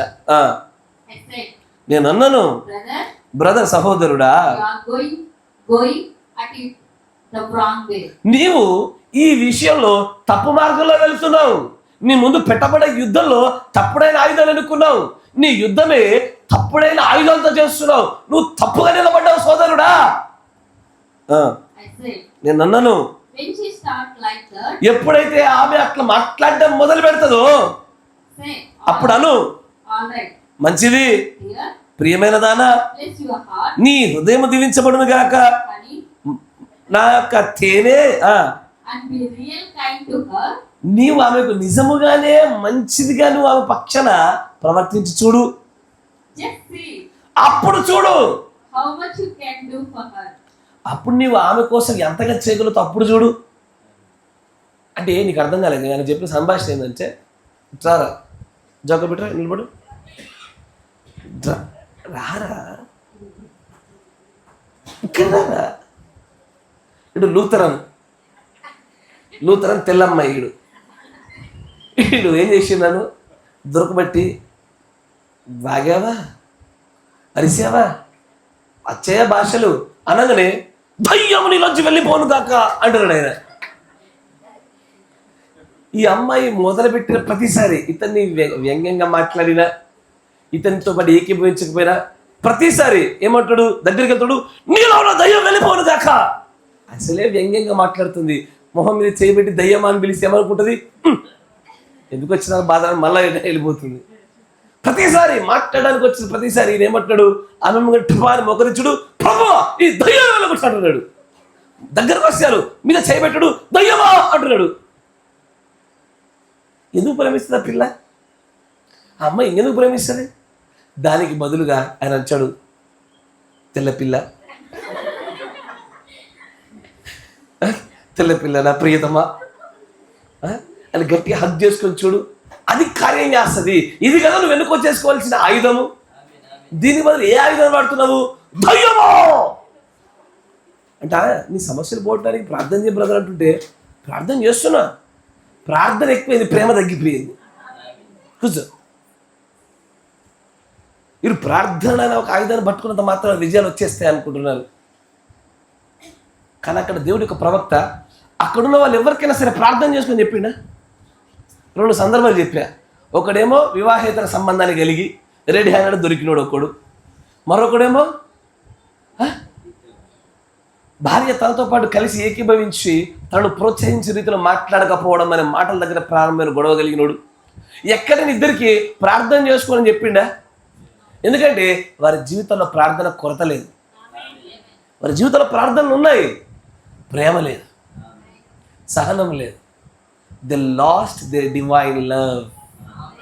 ప్రార్థన కొండంతుంటే లాభము, ప్రేమ లేకపోతే. దేవుడు ప్రార్థన నెరవేర్పు జరిగించేది ప్రేమ వల్ల కదా. Yes or no? నేను 10 గంటలు ప్రార్థన చేశా, ప్రేమించలేకపోతున్న ప్రజల్ని, ఏం లాభం ఆ ప్రార్థన? దేనికి అది? అయ్యా ప్రార్థన పాపముడు కప్పును. ఎన్నిసార్లు విన్నావు? అనేక సార్లు విన్నారా? ఓకే, దాన్ని అట్టగా ఫిక్స్ చేసుకుందాం. ప్రేమ అనేక పాపములు కప్పును, ఇది ఎన్నిసార్లు విన్నావు? అన్నిటికంటే ఇదే వింటావు. అక్కడ దేవుడు ప్రవక్త చెప్తాడు, ప్రార్థన కరువైన చోట ప్రార్థన చేసుకోండి అని చెప్తారు. కానీ ప్రార్థన అధికమైన చోట కూడా భాగస్వామి సరిగా ఉండలేదా, ప్రేమ కరువైందని చెప్తున్నాడు అక్కడ. ఒకసారి దగ్గరికి వెళ్ళి ఆ భుజముల పైన చేయబెట్టి, నా ప్రియుడా లేదా నా ప్రాణమా అని ప్రేమపూర్వకంగా మాట్లాడి చూడు, కార్యాలు జరుగుతాయని చెప్తున్నాడు ఆయన. అసలు ఈ రోజున మాటలే తక్కువైపోయినాయి భార్య భర్తల మధ్యలో. అయ్యా నా మాట వింటున్నారా? ఈ రోజు నా భార్య భర్తలు బాగా మాట్లాడే తెలుసా, బాగా మోస్ట్ ఫ్రీక్వెంట్ ఎక్కువ మాట్లాడుకునే మాటలు ఏమండి, ఏం చేయమంటావు? అర్థం కలే అబ్బా, గాడ్ బ్లెస్ యూ. ఇవే ఎక్కువ జరిగే సంభాషణలు, అదే వాళ్ళ మధ్యలో. ఈమె వచ్చి సరుకులు అయిపోయినాయి తెస్తా అని నలుడు, రోజు పొద్దున మధ్యరాత్రి ఏం చేయమంటావు అని నలుడు, అతగాడేదో వంటలు చెప్పుడు. ఇదే పెద్ద సంభాషణ ఈరోజు భార్య భర్తల మధ్యలో. కానీ దేవుడి యొక్క ప్రవర్తన ద్వారా దేవుడు చెప్పిన ఆ దైవికమైన ప్రేమ సంభాషణ లేదు. అండ్ ఈ రోజున కూడా భర్త భార్యతో మాట్లాడిన కొంత సమయం కేటాయించిన కన్నా అందరితో కేటాయించిన సమయాలు తీసుకుంటాడు, భార్యతో మాట్లాడిన సమయాలు తీసుకోడు. భార్య గట్టగా తయారైంది. సార్ భార్య గట్టగా తయారైంది. ఇంకో 2-3 జుట్లతో మాట్లాడడానికి ఉండే ఇంట్రెస్ట్ భర్తతో మాట్లాడడం. ఈ ప్రేమపూర్వకమైన సంభాషణ తగ్గడం వల్లే ప్రవక్త చెప్పిన మాటే, అమెరికాలో విడాకుల సంఖ్య ఎక్కువైంది అన్నాడు ఆయన. ఇండియాలో కూడా అదే పరిస్థితి వచ్చింది. ఈ రోజున మాట్లాడుకోవడం తగ్గడం వల్లేగా. అయ్యా పురుషులారా, మీ ఆవిడ వాళ్ళ అమ్మ వాళ్ళతో వాళ్ళ బంధువులతోనో 1-2 గంటలు మాట్లాడుతుంది, నీకు ఎంతసేపు మాట్లాడుతుంది? నీకు చెప్పుకోవద్దు, బాగోదు, చెప్పుకోవద్దు. అమ్మ మీ పురుషులు సహోదరులతో ఎంతసేపు మాట్లాడుతారు, మీతో ఎంతసేపు మాట్లాడుతున్నారు?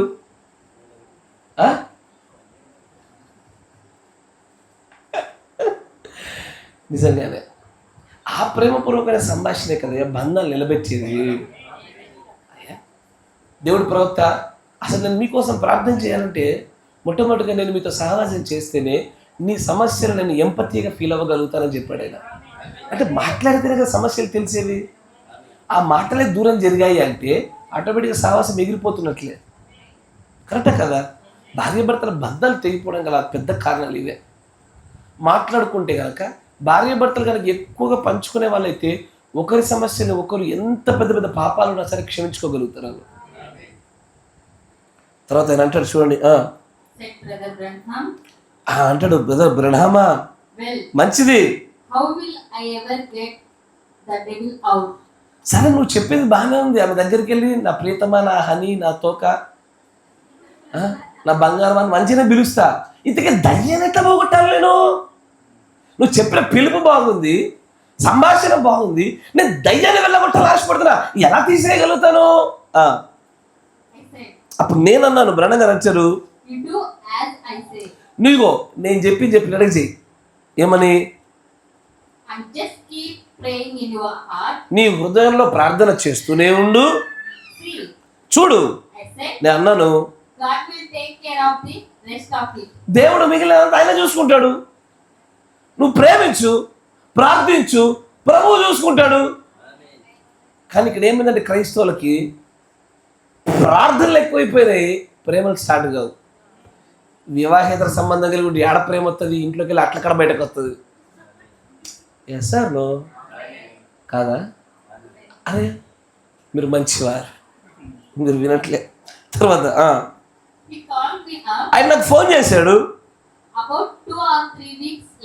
ఒక 2-3 వారాల తర్వాత ఫోన్ చేసి ఆయన అంటాడు, రెవల్యూషనైజ్, నా ఇల్లు అభివృద్ధి చెందింది బ్రహ్మ సహోదరుడా అంటున్నాడు ఆయన ఫోన్ చేసి. మరి ఆయన అన్నాడు, నా భార్య ఇప్పుడు భిన్నమైనటువంటి వ్యక్తిగా కనబడతా ఉంది. నేను అన్నాను, నేను అడిగానప్పుడు బ్రహ్మ గారు అంటున్నారు,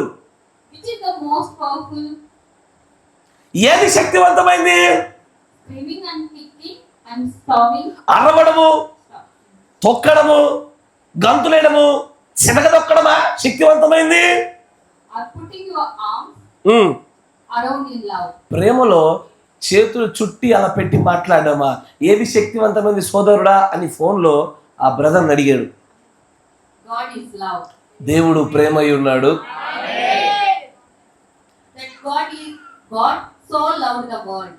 దేవుడు లోకముని ఎంతగానో ప్రేమించాడు ఆయన. నేను ఇదివరకు చెప్పాను, మళ్ళీ చెప్తా ఉన్నాను. దేవుడు మనల్ని జయించిన విధానం ప్రేమ చేతే. మనలను ఆయన ఏదో దేన్నో వాడి చేయలే.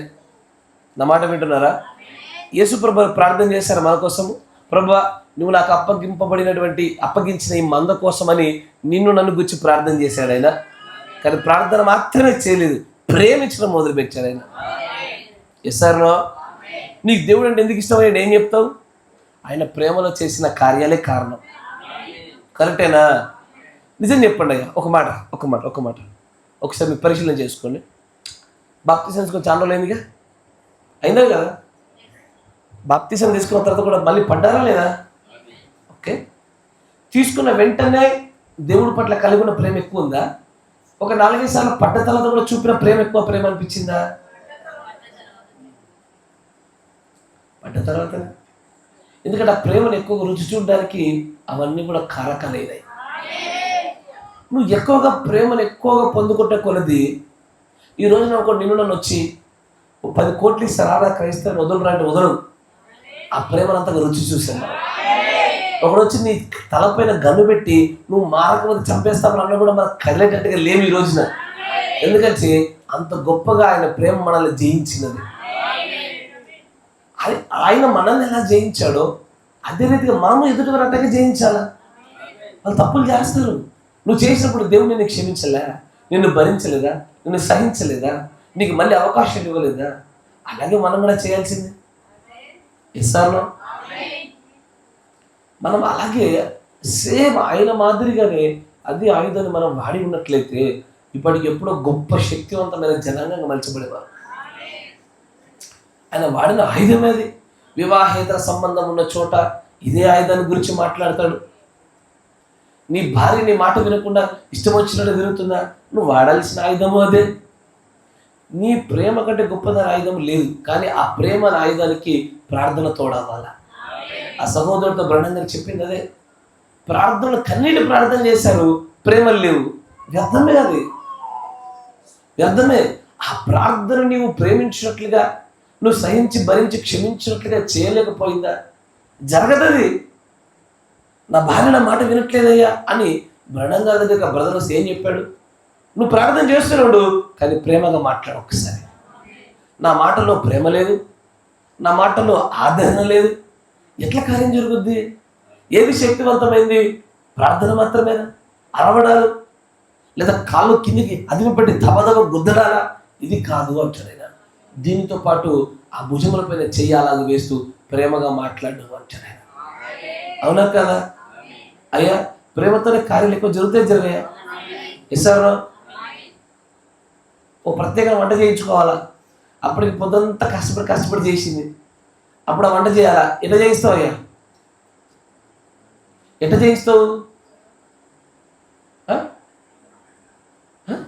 మీరు చెప్పండి, ఎట్లా చేయిస్తారు? చెయ్యాలా? ఎప్పుడు తీసుకొచ్చి అప్పుడు చెయ్యాలా? తీసుకొచ్చింది పెట్టేది చెయ్యాలా? చేస్తుంది, తిట్టుకుంటూ గుర్తుకుంటూ చేస్తుంది. సార్ అంతేనా కదా? బ్రహ్మంగా అంటారు దగ్గరికి వచ్చి, నీ తర్వాత ఎవడైనా లోకల్ వంట చేసుట్లా, నువ్వే టాపు తోపు, నువ్వు చేస్తే ఆ టేస్ట్ ఇంకోళ్ళు చేసినప్పుడు రాదది. ఓ 4 మాటలు వాడాలా. దీనికి సిగ్గులు బిడియాలు. కొంచెం లూజ్ అవ్వండి ప్రేమలా, కొంచెం ప్రేమ లూజ్ అవ్వండి. అప్పుడు ఒకటి కాదు 10 వేసుకొస్తారు అవి. అసలు ఇంత ప్రేమతో కార్యాలు జరిగించుకోవాలి కదయ్యా, అంతేనా కదా? కానీ ప్రేమ అనే ఆయుధానికి బదులుగా అన్ని ఆయుధాలు వాడి ఓడిపోయి కూర్చున్నాం ఇక్కడ. ఈ కొద్దిగా ఆ పనికిమైన ఆయుధాలు పక్కన పడేద్దాం. Let's start using the most powerful weapons in the world. కోపం అనే ఆయుధాన్ని వాడకండి, అది ఉపయోగపడదు. బలము, అధికారము, శక్తి, ఈ ఆయుధాలతో ఎక్కువ పనులు జరగవు. ప్రేమే, ప్రేమ, ప్రేమ ద గ్రేటెస్ట్ వెపన్. కానీ ఆ ప్రేమకి వాక్యం తోడవ్వాలి. మళ్ళీ చెప్తున్నా జాగ్రత్త. ప్రేమ అన్నాం కాబట్టి వాక్యాన్ని దాటి ప్రేమించకూడదు, క్రమాన్ని దాటి ప్రేమించకూడదు. అలాంటి ప్రేమతోనే కార్యం జరుగుతాయి. నేను మళ్ళీ చెప్తున్నా, మీకు గుర్తుపెట్టుకోండి, 3 అత్యంత గొప్పదైన విషయాలని చెప్పాడు. ఏదని? నిరీక్షణ, విశ్వాసము, ప్రేమ. వీటిల్లో నిలబడేది ఏది? ప్రేమే. అన్నిటికంటే గొప్పగా నిలబడేది ప్రేమే కదా. నీకు కొండలు పెకలింపగల విశ్వాసం ఉంది, శరీర మార్పులకు సరిపడేంత విశ్వాసం ఉంది, ప్రేమ లేదు. ఎందుకది? ఇది ఏం చేసుకుందాం దాంతో? ఏమి లాభం అది? ప్రేమ కలిగిన చోట చాలా గొప్పదైన కార్యాలు జరుగుతాయి. ఈ మధ్యకాలంలోనే మీ పిల్లలు కూడా ఒక మాట చెప్పా. అందరు ఎట్లా ఆలోచిస్తారు చెప్పనా? నేను మొత్తం సంఘం అందరికంటే ఎక్కువ ప్రార్థన చేస్తా అన్న భావన కలిగిన వాళ్ళు ఉంటారు సంఘాలలో. ఇది తెలుసు నాకు. ప్రతి సంఘంలో ఉంటారు ఇట్లాంటి వాళ్ళు. అందరికంటే ఎక్కువ ప్రార్థన చేస్తా నేను అనుకునేటువంటి తమకు తాము అనుకునే వ్యక్తులకు లేకపోలే. ప్రాబ్లం ఏంటంటే చెప్పనా, ఈ ప్రార్థన అత్యధికమైనటువంటి ప్రేమను ఉత్పత్తి చేయాలి కానీ ఈ ప్రార్థన ప్రేమను తగ్గించకూడదు. ఎందుకు మాట చెప్తున్నా చూడు. అత్యధికమైనటువంటి ప్రేమ అత్యధికమైన విశ్వాసాన్ని ఉత్పత్తి చేస్తుంది. నా మాట వింటున్నారా? The greater the love, the greater the faith it produces. Brahmam garu చెప్పింది చూపించనా? చూడండి, వర్తమానం చూపిస్తారు. అందరూ ప్రార్థన ఎక్కువ ఫోకస్ చేసి ప్రేమను పక్కన పడేస్తారు.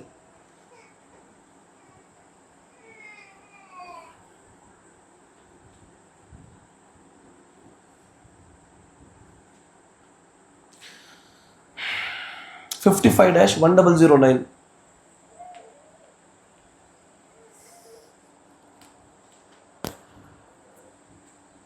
అయ్యా మీరు చూడండి ఒకసారి. బ్రదర్, నాకు ప్రార్థన చాలా ఎక్కువ కానీ ప్రేమ కొంచెం తక్కువ. అంటే నేను చేసే ప్రార్థనల కన్నా నా ప్రేమ దాంతో సమానంగా లేదు, కొంచెం తక్కువ ఉంది అన్న భావన మీలో ఎవరికైనా ఉందా? బ్రదర్, మా దగ్గర 2 లేవంటారు. ఏంది ఉంటారు. అంటే కొంతమంది సగం సగం మిడిమిడి జ్ఞానం కలిగిన వాళ్ళు ఇట్టగే ఉంటారు. ఏదో ఒకటి ఎక్కువ ఉంటుంది, తక్కువ ఉంటుంది. బాగా జ్ఞానం బాగుండే 2 తక్కువ ఉంటాయి. సరే చూడండి ఒకసారి 55-1009 దాని 27వ పేరా చూడండి. 27.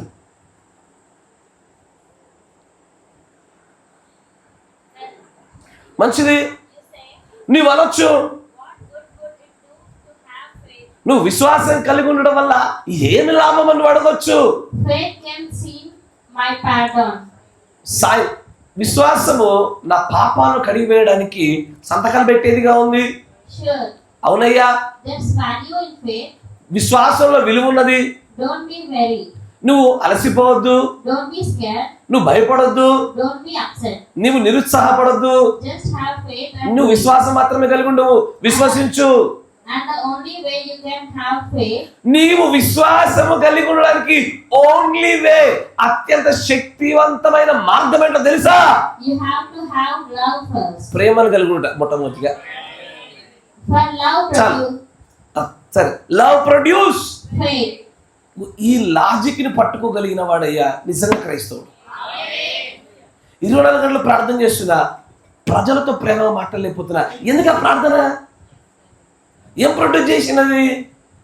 దేనికి కారణమైనది? దేవుడు ప్రవర్తించాడు. అసలు అంత గొప్ప శక్తివంతమైన విశ్వాసానికి గల కారణము ప్రేమ. ప్రేమే విశ్వాసాన్ని ఉత్పత్తి చేస్తుంది.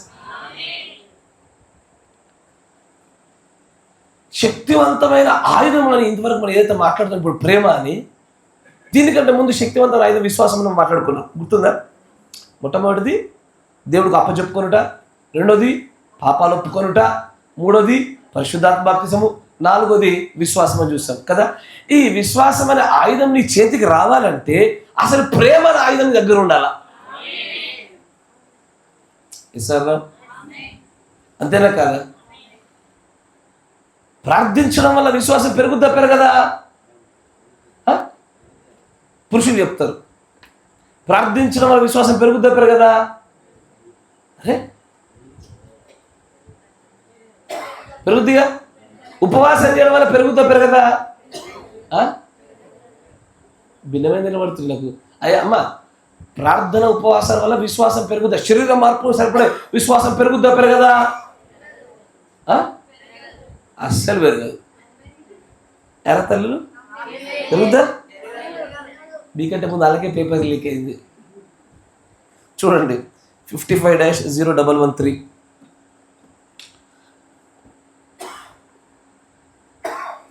55-0113 దాంట్లో 37-38 పేరు చూడండి. 37-38 మైక్లో చదవమ్మా. 50 as I have said, అమ్మా 55-0113 కరెక్టేనా? దానిలో 37-38 కరెక్ట్ చదువు. 37వ పేర. as I have said, నేను చెప్పిన రీతిగానే faith does not come by fasting. ఏంటది? తెలుగులో తర్జమా చేయండి. ఉపవాసం వల్ల విశ్వాసం రాదు అంటే చేయొద్దన్నమ్మ. ఉపవాసం చెయ్యాలి. ఉపవాసంలో మరికొన్ని లాభాలు ఉన్నాయి.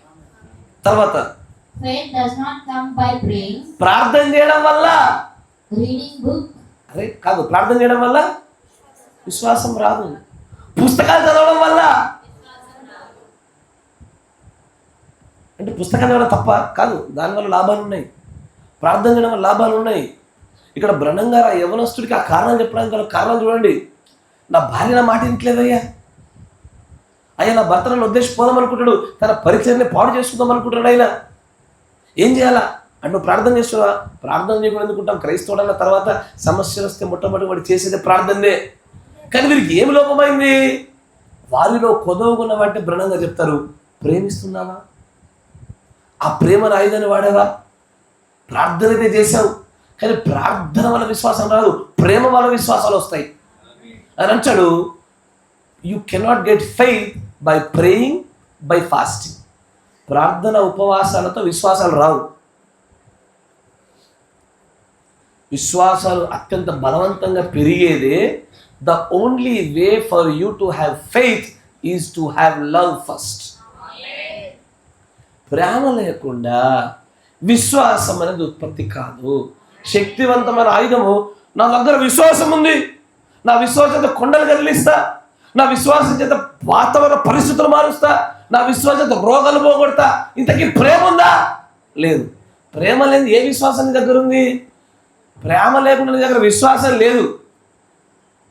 ప్రేమ లేకుండా ఒకరికి స్వస్థత జరుగుతుందంటే అది విశ్వాసం వల్ల కాదు, స్వస్థత వరం వల్ల. మీకు అర్థమైందా? నా మాట మంచిగా విన్నారా? ప్రేమ లేకుండా ఒకరు స్వస్థత పొందుకోగలుగుతున్నారంటే అది వారి విశ్వాసాల వల్ల కాదు, స్వస్థత వరం వల్ల. వరం వల్ల పొందుకోవడానికి, విశ్వాస మూలంగా పొందుకోవడానికి చాలా వ్యత్యాసం ఉంది. నీ విశ్వాసమే నేను స్వస్థపరిచాను పో అన్నాడు. ఇంతకీ ఆమె దేవుని యందు విశ్వాసం కలిగి ఉండి వచ్చిందా, ప్రేమ కలిగి ఉండి వచ్చిందా? అత్యంత బలంగా ప్రేమ కలిగి ఉంటేనే ఆ ప్రేమ నుంచి విశ్వాసం ఉత్పత్తి అయింది అక్కడ. దేవుని ప్రవక్త చెప్తాడు, అసలు శక్తివంతమైన ఆయుధమైన ప్రేమ అనే ఆయుధం కలిగి ఉన్నవాడే విశ్వాసం అనే ఆయుధాన్ని కూడా కలిగి ఉండగలుగుతాడు. నా దగ్గర ప్రార్థన శక్తివంతమైన ఆయుధం ఉంది, ఓకే ఫైన్, మంచిది, గాడ్ బ్లెస్ యూ. దానికంటే ముందు దగ్గర ప్రేమల ఆయుధం ఉందా, దైవికమైన ప్రేమల ఆయుధం ఉందా? ఇది లేదు అంటే ఈ విశ్వాసం ఆయుధం తప్పు, ఇది పనిచేయదు, ఇది week, the most weakest weapon. అది the greatest faith weapon comes when you have the greatest way, like a weapon of love. శక్తివంతమైన ప్రేమల ఆయుధం ఉన్న చోటే శక్తివంతమైనటువంటి విశ్వాసం అనే ఆయుధం బయటకు వస్తుంది. ఇక్కడ 2 సందర్భాల్లో బ్రహ్మం గారు చెప్పింది అదే, ప్రార్థన ఆయుధం ఉంచుకో, కానీ ఇది ఎప్పుడు పనిచేస్తుంది అంటే ప్రేమ ఆయుధం పనిచేసినప్పుడే పనిచేస్తాయి. నేను నా భార్యను బాగా చెప్పావు బ్రహ్మం సోదరుడు ప్రేమతో మాట్లాడమని, ఇంతకు దయ్యం ఎట్లా పోగొట్టాలా? ప్రేమ ఆయుధం వాడుతూ ప్రార్థన చేయి. ఈ 2 ఆయుధాలు కలిపి వాడిన చోట నేను నా జీవితంలో నేను వర్తమానం చదివినప్పుడు ఇది ముక్కలు చెక్కలైనటువంటి వివాహాలలో కానీ, భార్య భర్తకు లోబడే చోట కానీ, భర్త భార్యను ప్రేమించని చోట కానీ, ఇట్లా భిన్నమైనటువంటి శిథిలావస్థలో ఉన్న కుటుంబాలన్నిట్లలో వాడాల్సిన 2 గొప్ప ఆయుధాలు ఇవి 2. ఈ 2 ఆయుధాలు చక్కగా వాడబడిన చోట ఆ కుటుంబము, ఆ వ్యవస్థ చక్కగా నిలబడుతుంది. ఒకటి బలమైనటువంటి ఆయుధమైన విశ్వాసాన్ని, బలమైన ఆయుధమైన ప్రేమను, ఈ 2టిని వాడిన చోట, ప్రార్థనని, ఈ 2టిని వాడిన చోట కుటుంబాలు కట్టబడతాయి. ఈ 2 వాడి ఆ స్త్రీ చెప్పినట్టుగానే ఏది బ్రహ్మంగా చెప్తారు చూసారా, నీ భర్త అలా చేసినా సరే ప్రేమిస్తున్నాను చెప్పు అన్నంత అంత ప్రేమ కలగాల. ఈ 2 ఆయుధాలు వాడిన చోట ఎందుకయ్యా కుటుంబాలు పాడైతాయి? ఎందుకు నాశనం అవుతాయి అవి? ఎందుకు ఎగిరిపోతాయి అవి? రేయ్ కూర్చో, ఎందుకు ఎగిరిపోతాయి అవి? ఎందుకు పాడైపోతాయి అవి? ఒక మాట చెప్పండి నాకు. మీ పిల్లోట్లో ఎవరో ఒకరికి ఒక తప్పుడు అలవాటు ఉంది, ఆరోగ్యకరం కానిది, మట్టి తినడమో బల్పాలు తినడమో. చాలా సింపుల్గా చెప్తాను చూడండి. కొడితే పోయిందా అలవాటు? పోద్దా? దగ్గర తీసుకొని ఒకసారి ప్రార్థన చేసాం, పోద్దా? దగ్గర తీసుకొని వద్దు నన్ను, తినొద్దు నన్ను, ఒమ్మలు వచ్చి అని చెప్పి పోయిందా? ఎప్పుడు పోద్ది? పోవాలి, నువ్వు ఆశపడ్డావు, ఏం చేయాలా? పోకుండా పోవడానికి కావలసినటువంటి భౌతికమైనటువంటి ప్రికాషన్స్, జాగ్రత్తలు తీసుకున్నాం, బెత్తం వాడుతూ అత్యంత బలమైనటువంటి ప్రార్థనలు చేస్తున్నాము, ప్రేమ చూపుతున్నాము. ఎప్పటికైనా పోద్దా? పోదా? పోదా? ఎప్పటికైనా పోద్ది, కానీ వెంటనే పోద్దా? పోదు. అట్టాగే తింగరి భర్తలు, తింగరి భార్యలు అట్టగా మారుతారు. ఇప్పటికిప్పుడు మారిపోదాం, భార్య మారదు, జరగదు. ఇది స్విచ్ ఎత్తి వచ్చే బల్బు కాదు, ఇది టైం పడుతుంది. ఇప్పటికిప్పుడే నా భర్త చేంజ్ అయిపోవాలి, చేంజ్ కాడు. ఏం చేయాలా? శక్తివంతమైన ఆయుధం అనేటువంటి ఆ ప్రార్థనను, శక్తివంతమైన ఆయుధం అనేటువంటి ఆ ప్రేమను వాడుతూ జరగాలి. మంచి గమనించండి అయ్యా, ఇటో 1000 మంది, ఇటో 1000 మంది మంచిగా ఉండాలి. యుద్ధానికి వచ్చారు, స్టార్ట్ అన్న నేను. యుద్ధం వచ్చి స్టార్ట్ అయింది, యుద్ధం స్టార్ట్ అయింది, 1 నిమిషం 1 సెకండ్ అయింది. చలో ఇప్పుడు విన్నర్ ఎవరు విన్నరు? విన్నర్ తెలియాలంటే కొంతసేపు యుద్ధం జరగాల. కానీ యుద్ధంలో కాసేపు వాళ్ళ చేతి పైకి లేవాలా, కాసేపు మన చేతి పైకి లేవాలా, అటు ఇటు కొంత సమయం అయిన తర్వాత కదా విన్నర్ కూడా బయటపడేది. అంతేనా? ఇప్పుడే ప్రార్థన చేయడం మొదలుపెట్టినా, ఇప్పుడే ప్రేమించడం మొదలుపెట్టినా 2 నెలల్లో తేడా రావాలి. రాదు. ఆ యుద్ధం సాగాల. ఎంతసేపు సాగాల? అవతల భాగస్వామిలో ఉండే దయ్యపు శక్తి కంటే బలమైన ప్రేమ అనే ఆయుధము, ప్రార్థన విశ్వాసాల అనే ఆయుధాలు పెరిగినప్పుడు ఆటోమేటిక్గా జయిస్తారు. వెంటనే రావాలా? సంవత్సరాల నుంచి పోరాడుతున్నా, రావాల్సిందే. రాదు, టైం పడుతుంది, వెయిట్ చేయాలి. It takes lot of time, it takes lot of effort and patience. చాలా సంవత్సరాల టైం పడుతుంది. కోల్పోయిన సమస్తాన్ని మళ్ళీ తిరిగి కట్టడానికి సమయం పడుతుంది. అంటే వధు వృక్షంలో కోల్పోయిందనే దేవుడు కట్టడానికి కొన్ని తరాలు తీసుకున్నాడు ఆయన. మన జీవితాలు పాడుతుంటే కట్టడానికి సమయం పట్టదా? We have to take some time. ఎంత సమయమైనా పట్టనివ్వండి అయ్యా. ప్రేమ అనే ఆయుధాన్ని వదలకూడదు, విశ్వాసం అనే ఆయుధాన్ని వదలకూడదు. అట్లా ఉన్నప్పుడు విజయం ఎందుకు రాదు? బహుశా యుద్ధం జరిగే సమయం ఎక్కువసేపు పడుతుందేమో కానీ విజయాలు మన సొంతం అవుతాయి. దయచేసి నేను మీకు ఇచ్చేటువంటి నా ప్రేమపూర్వక సలహా ఒకటే. ఎన్నో ఆయుధాలు వాడి చూసాము, ఎక్కడ విజయాలు రాలేదు. మన ప్రవక్త చెప్పినటువంటి ఆ దైవికమైన గొప్ప శక్తివంతమైన ఆయుధాలు వాడి చూడండి. ప్రేమను ఆయుధాలు వాడండి అయ్యా. వెంటనే విజయం రాకపోవచ్చు, కానీ ఖచ్చితంగా విజయం ఒక రోజున వస్తుంది. ముఖ్యంగా కుటుంబ జీవితంలో ఈ 2 ఆయుధాలు చాలా శక్తివంతమైనది. వీటి వల్ల కలిగే విజయాలు ఎప్పటికీ స్థిరంగా నిలిచిపోయేటువంటివే. ఆ ఆయుధాలతో యుద్ధాన్ని ప్రారంభించుదాం. God bless you. దేవుడు దీవించుగాక. మిగతా విషయాన్ని మనం దేవుడు అనుగ్రహిస్తున్న కొద్దిగా ముందుకు సాగిపోదాం. మన మధ్యలో ఉన్న సహోదరులు సంసోన్ బ్రదర్ గారు చెప్పబడిన వాక్యమును వచ్చి మనందరిలో కూడా కార్యము జరుగులాగా ప్రార్థన చేద్దాం, ఏకీభవించుదాం. స్తోత్రం, స్తోత్రం, స్తోత్రం, స్తోత్రం. ప్రతి ఒక్కరు కూడా ఆత్మపూర్ణలే ఉండండి. ప్రభు ఆయుధాలు మాకు కావాలని అడుగుదాం. ఇది మొదలుకొని మనం వాడినటువంటి ఆ గత కాలంలో వాడిన తప్పుడు ఆయుధాలను బట్టి క్షమాపణ అడుగుతూ ఆ సరైన ఆయుధాల దిశగా అడుగులు వేద్దాం. స్తోత్రం, స్తోత్రం, స్తోత్రం, స్తోత్రం.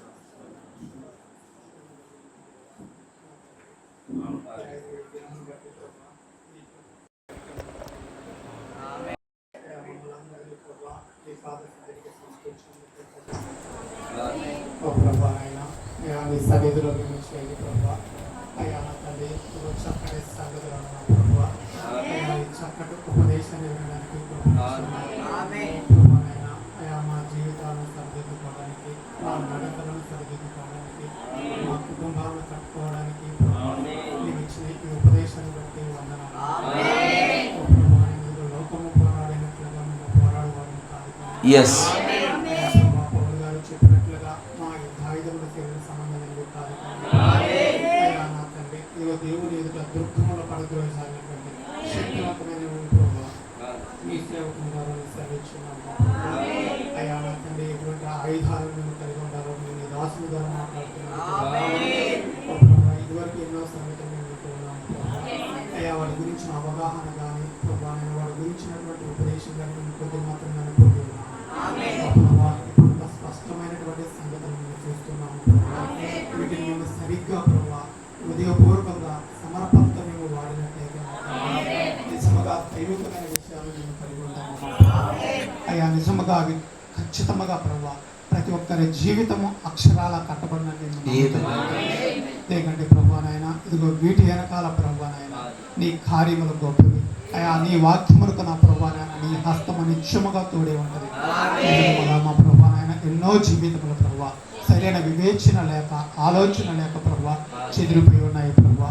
ఎన్నో ప్రభావనైనా అసఖ్యతతో ఉన్నాయి ప్రభావనైనా ఎలాగ కట్టుకోవాలో తెలియదు. ఎన్నో ప్రయత్నాలు చేస్తా కూడా అయ్యా చిందరవందరైనటువంటి పరిస్థితులు ప్రభావ.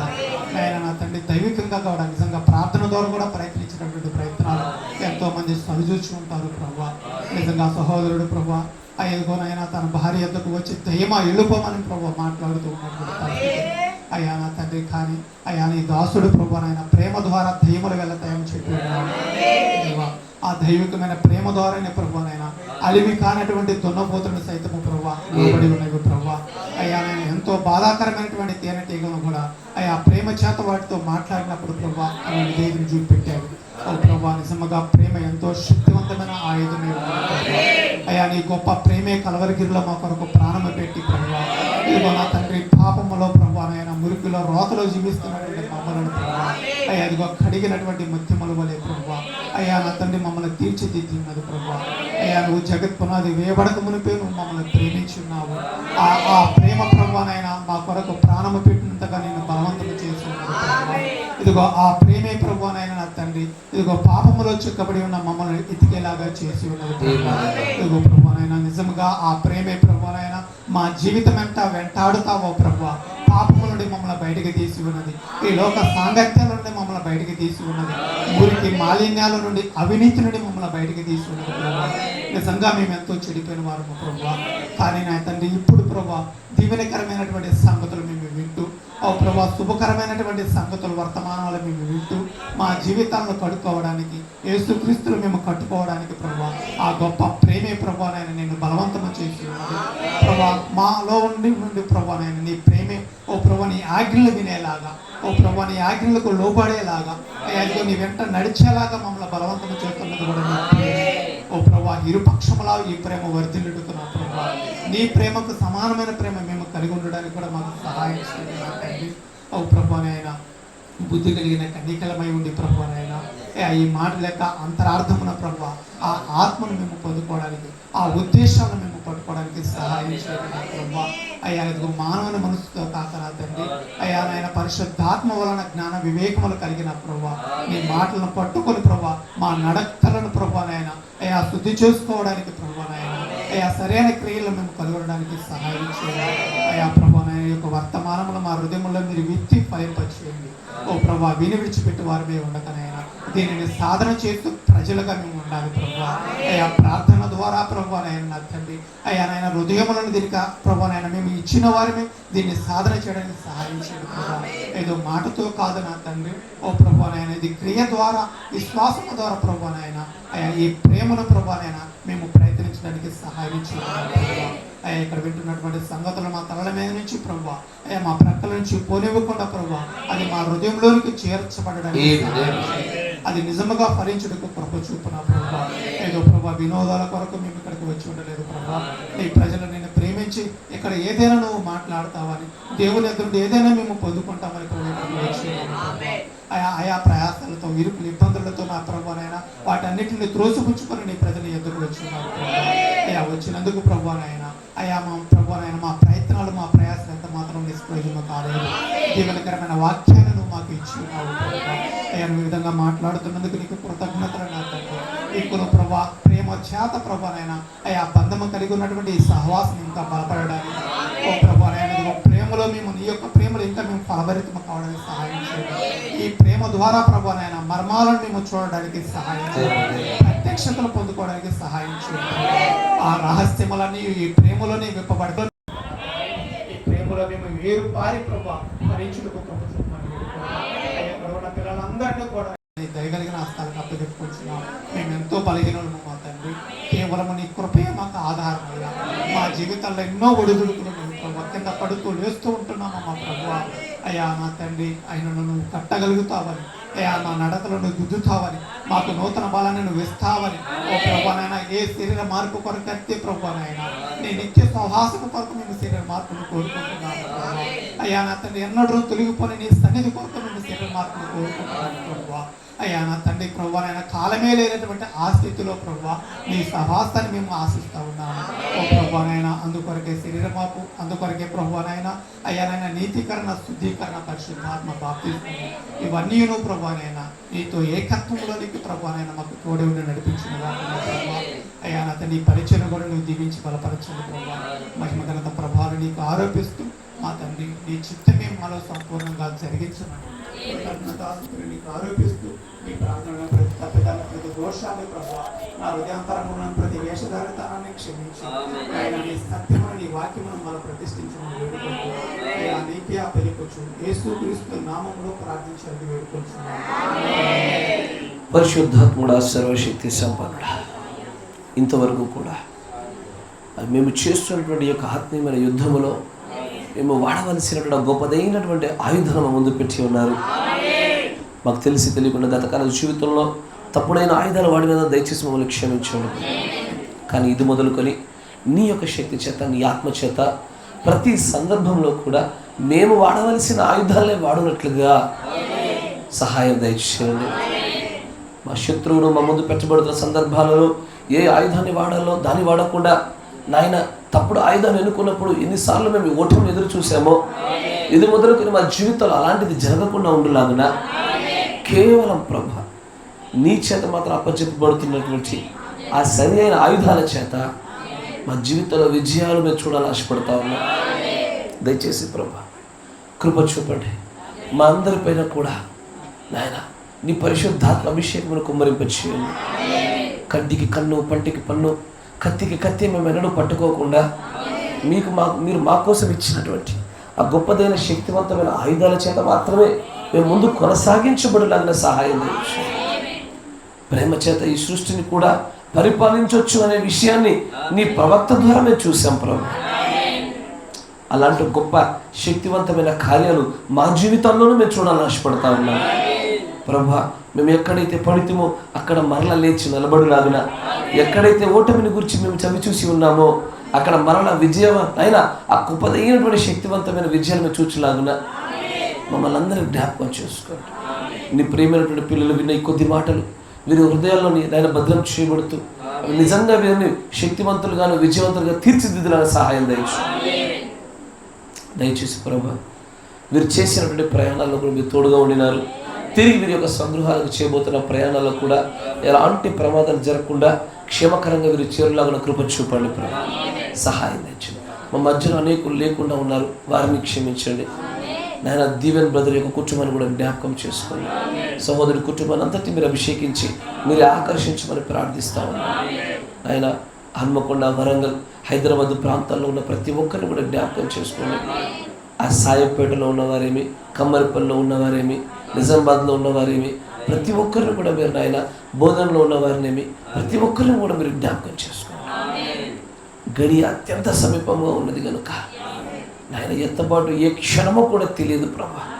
అంత సమీపంగా మేము వచ్చి ఉన్న ఈ దినాల్లో దయచేసి మా యుద్ధాలు మేము సరిగ్గా చేస్తూ గెలిచి నీ చేత బహుమతిగా జీవకిరీటాలు పొందుకునేలాగా మమ్మల్ని అందరూ కూడా జ్ఞాపకం చేసుకోమని ప్రభు అయిన యేసుక్రీస్తు నామంలో ప్రార్థన చేయించున్నాము. ఆమేన్. ఆమేన్.